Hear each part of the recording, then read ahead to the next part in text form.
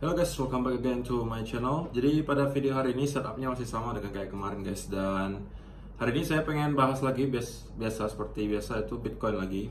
Dan saya ada beberapa poin yang pengen saya sampaikan hari ini juga untuk kalian semua. Walaupun saya nggak bisa tunjukin chart seperti kemarin, ya nggak apa-apa, saya infokan saja beberapa hal yang pengen saya sampaikan. Jadi di video hari ini saya pengen bahas pertama itu soal harga Bitcoin dulu ya, chartnya. Kita melihat hari ini ada semacam koreksi yang terjadi. Dari kemarin kita tereject dari angka 63 atau 64 ribu. Pada hari ini kita terkonsolidasi di angka 61 ribuan. Dan menurut saya itu adalah koreksi yang masih sehat ya guys ya. Jadi tadi saya juga ada ngeliat komentar yang cukup menarik, mengatakan bahwa kok Bitcoin malah turun terus gitu kok. Jadi harus saya hold atau saya jual. Agak unik sih sebenarnya komentar itu, karena kenapa? Pasti dia tracknya itu di time frame kecil.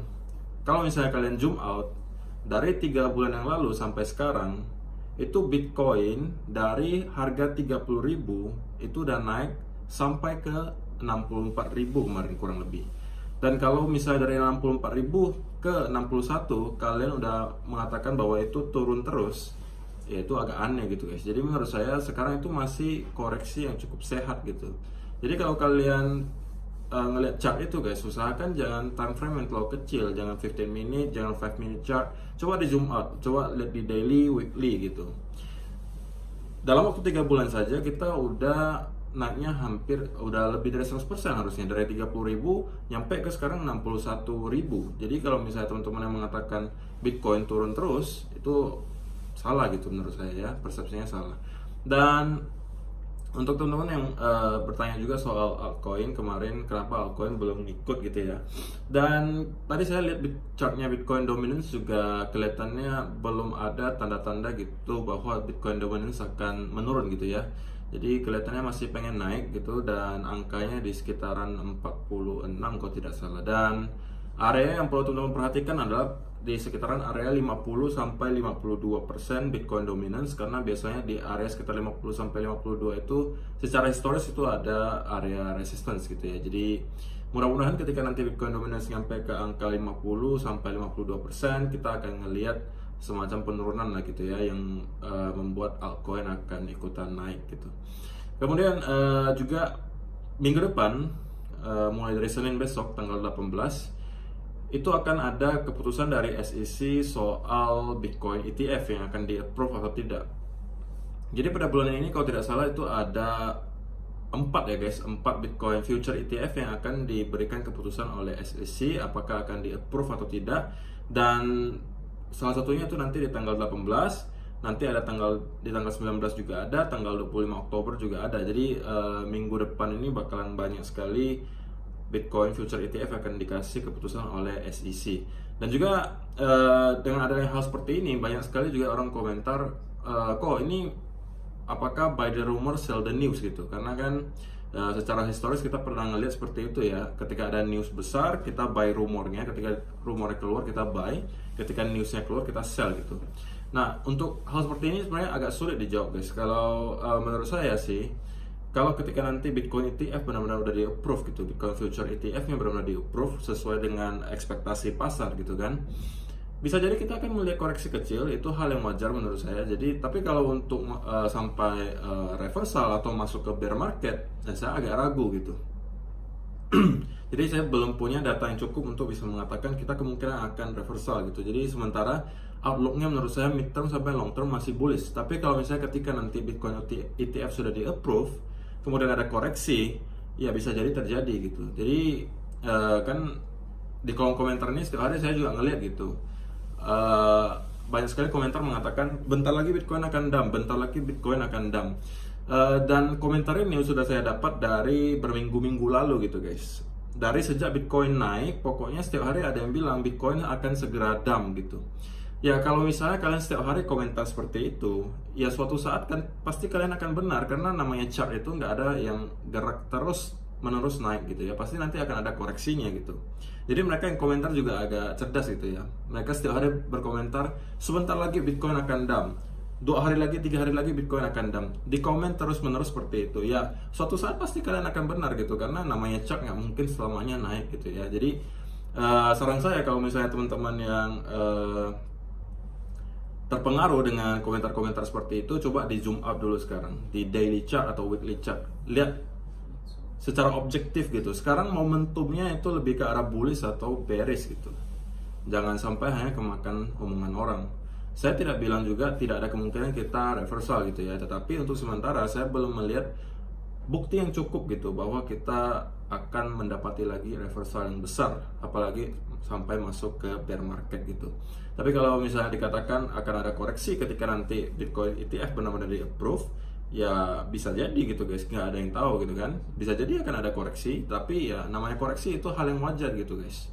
Nggak mungkin selamanya kita naik terus menerus, apalagi kita kalau teman-teman zoom out, kita udah naik dari angka 40.000 sampai 64.000 kemarin, itu dalam jangka waktu hanya kurang lebih beberapa minggu gitu guys. Jadi itu naiknya udah kenceng banget. Kalau kita ternyata mendapati koreksi dan cukup dalam, itu menurut saya juga cukup wajar gitu, asalkan kita tidak down dari angka 50.000 yang menurut saya adalah key resistance dari bull ini gitu ya.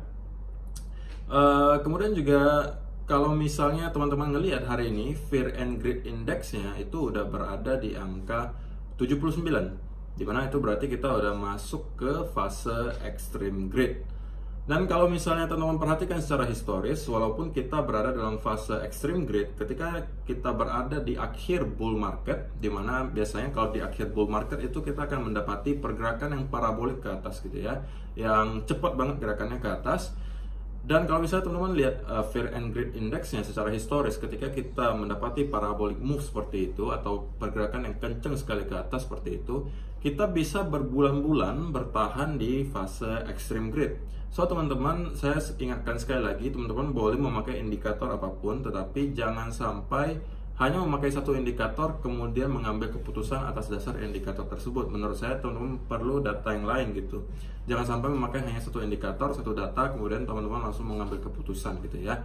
Dan sekali lagi guys, kalau untuk short term menurut saya ya area yang perlu kita pertahankan sekarang adalah pastinya di area 60.000 gitu ya, karena untuk sekarang kita kan udah mampu break dari 60.000 yang harusnya gitu ya, sekarang kita menjadikan itu sebagai area support gitu. Dan sekali lagi kalau misalnya nanti besok ya, khususnya kita kan udah tanggal 18 besok, dimana karena ada keputusan untuk Bitcoin ETF yang banyak rumornya kemarin kan soal Valkyrie gitu ya, yang katanya udah hampir pasti akan di approve gitu, karena udah banyak indikasi-indikasi bahwa sebenarnya si Valkyrie Bitcoin ETF ini sudah di approve, cuma sekarang cuma perlu formalitasnya aja gitu, pengumumannya. Tetapi apapun masih bisa terjadi guys, kita nggak tahu. Dan istilahnya kalau misalnya teman-teman yang trader ya, kita tidak harus terlalu pusing gitu, asalkan kalian punya money management yang benar, stop lossnya ada gitu, kemudian planningnya kalian jelas, kalian nggak usah khawatir. Namanya market naik ataupun turun ya wajar gitu ya, kecuali kalau misalnya kalian holder spot. Dan kalian yang holder spot juga seharusnya sekarang juga nggak pusing gitu ya, karena rata-rata altcoin juga udah pada merangkak naik walaupun belum sekencang Bitcoin gitu kan. Bitcoin malah udah nyampe ke all time high, jadi kalian yang holder Bitcoin juga harusnya tidak dalam keadaan minus gitu ya, masih dalam keadaan profit kalau misalnya kalian memang holder di spot. Dan ya itu aja sih untuk hari ini guys, beberapa info yang pengen saya sampaikan. Jadi teman-teman yang nanya-nanya, jadi Bitcoinnya harus diapain nih kalau sekarang nih, apakah buy the rumor sell the news? Yaitu semua tergantung kalian lagi gitu ya. Kalau misalnya kalian memang ngerasa ragu gitu, kalau misalnya ketika nanti newsnya keluar kita masih akan tetap ngepump, ya sudah, kalian TP sebagian tidak ada masalah kok guys. Jadi namanya take profit itu nggak salah gitu kan. Take profit kan berarti kalian profit, nggak salah. Tapi selalu saran saya kalau misalnya kalian holder spot, kalau take profit itu pun jangan sampai sekaligus gitu, karena kita nggak pernah tahu apa yang terjadi nanti selanjutnya di market gitu kan. Boleh saja kalian ekspektasi akan ada koreksi dalam gitu, dan kalian TP sebagian nggak ada masalah. Tapi kan kita harus wanti-wanti juga gitu. Apabila analisa kalian salah, kemudian kalian sudah take profit seluruh portofolio kalian, ya kalian cuma akan melongo aja di sidelines itu kan. Jadi kalian nggak bisa ngapa-ngapain karena kalian ketinggalan kereta. Jadi kalau misalnya kalian memang ragu gitu kondisi marketnya seperti ini, ya take profit sebagian tidak ada salahnya gitu guys. Kalau misalnya kalian memang takut gitu nanti ada koreksi besar. Kalau saya pribadi sih saya belum melihat sampai ke sana gitu ya, karena untuk sementara buktinya belum ada. Hanya sekedar asumsi dari kita bahwa kemungkinan akan ada buy the rumor sell the news, yang harusnya soon akan kita tahu hasilnya besok gitu ya, tanggal 18 Oktober.